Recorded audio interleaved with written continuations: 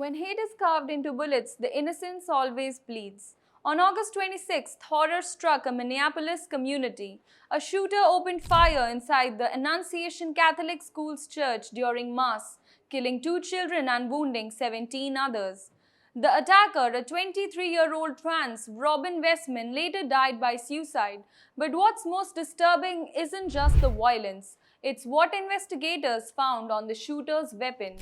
Messages like "Kill Trump," "Israel must fall," "MashaAllah," "Nuke India," and even the name Muhammad Atta, the Egyptian hijacker who led the 9/11 terror attacks.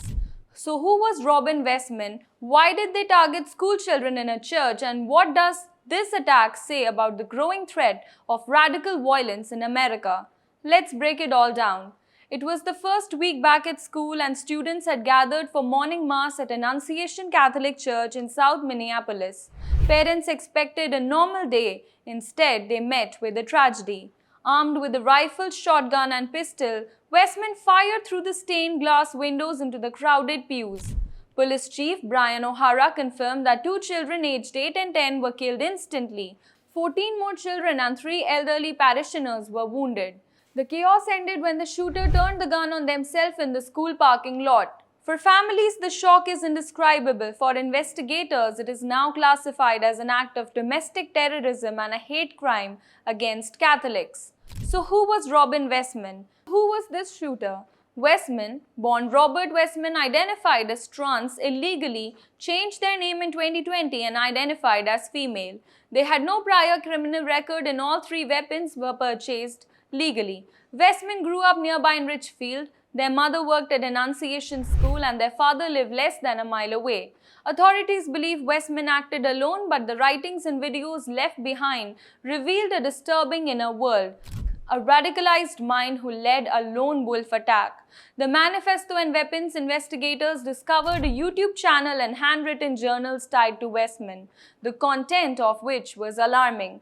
Videos showed firearms, ammunitions, and notebooks filled with obsession over school shooters and acts of mass violence. On the rifles and magazines, Westman had scribbled chilling phrases like "For the children," "Kill Donald Trump," "Israel must fall," "Nuke India," and "MashaAllah." Where is your God? But it didn't stop there. One weapon bore the name Muhammad Atta, the Egyptian terrorist who masterminded the 9/11 hijackings. Others referenced Anders Breivik, the Norwegian far-right extremist, and Robert Bowers, the Pittsburgh synagogue shooter. These writings showed a dangerous cocktail of influences: radical Islam, anti-Semitism, anti-Trump rhetoric, and admiration for mass shooters. In his journals, Westman wrote about suicide, depression, and a twisted fascination with violence. One page simply ended with the end, "I'm so sorry, Robin." The attack drew immediate national and international reactions. US President Donald Trump condemned the shooting and ordered US flags lowered to half down. Pope Leo XIV expressed deep sorrow, saying he was profoundly saddened. Homeland Security Secretary Kristi Noem called Westman a deranged monster. While Minneapolis Mayor Jacob Frey said anyone using this tragedy to demonize our trans community or other groups has lost their sense of humanity, the issue is guns. But people on social say maybe both. Some disturbing, bone-chilling fact: shooters' use of Islamic phrases were like "MashaAllah" and references to Palestine, pointing to Minneapolis's larger Muslim community and Representative Ilhan Omar's district. Activist Laura Loomer tweeted that America doesn't have a gun problem, it has a Muslim problem. The bigger picture: this wasn't just another tragedy, it was the 286th mass shooting in the United States this year alone. But this one stands out because of the shooter's eclectic mix of influences: admiration for school shooters like Adam Lanza, references to terrorists like Muhammad Atta, hatred for Jews, Catholics, and even the US President Donald Trump, calls for violence against entire nations, including the chilling phrase "Nuke India."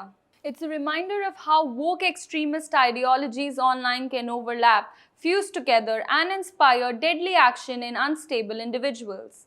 Thanks for watching.